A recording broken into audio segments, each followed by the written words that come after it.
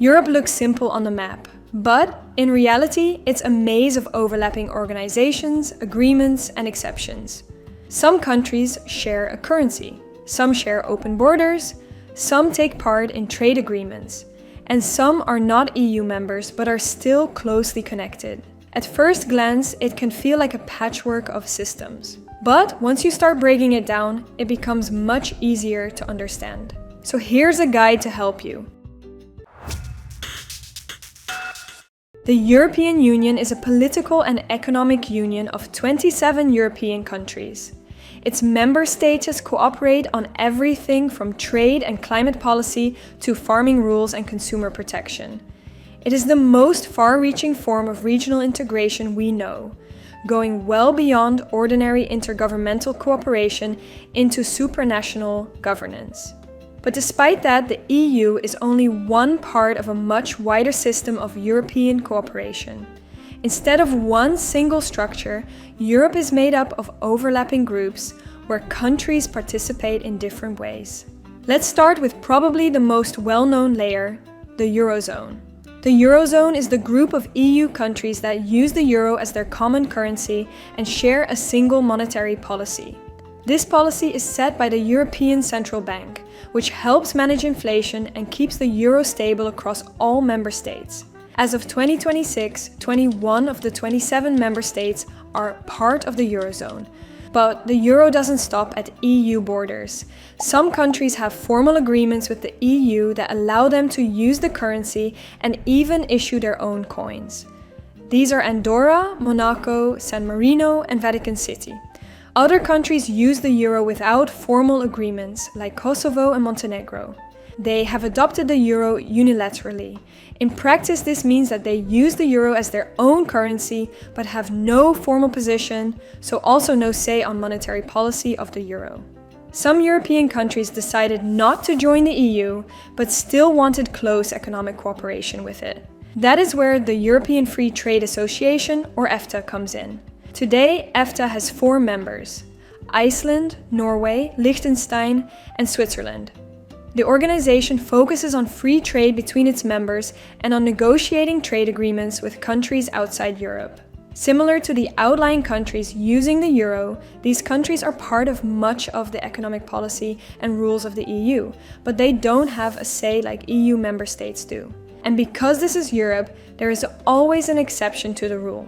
3 of these countries, Iceland, Norway, and Liechtenstein, cooperate even more closely with the EU through the European Economic Area, better known as the EEA.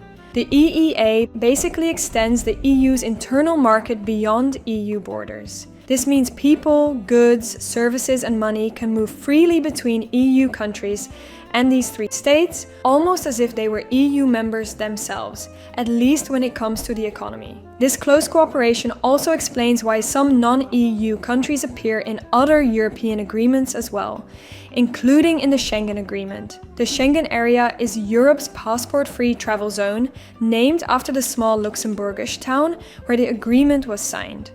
The area consists of 29 European countries. It includes most EU countries as well as the EFTA countries. Not every EU country participates though. Ireland chose to stay outside the agreement, while Cyprus is expected to join in the future.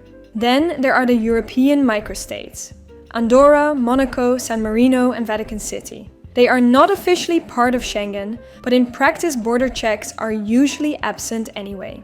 Another important layer of cooperation is the EU Customs Union. Unlike a simple free trade agreement, countries inside the customs union apply the same tariffs to goods coming from outside the EU.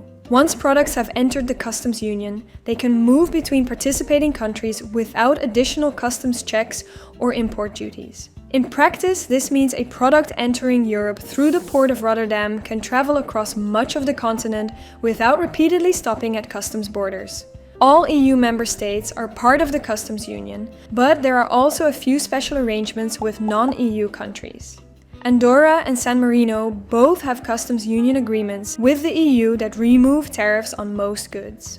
Turkey, formerly still an EU candidate country, also participates partially through a customs agreement with the EU, Finally, there is one more organization that is often confused with the EU, but is actually completely separate: the Council of Europe.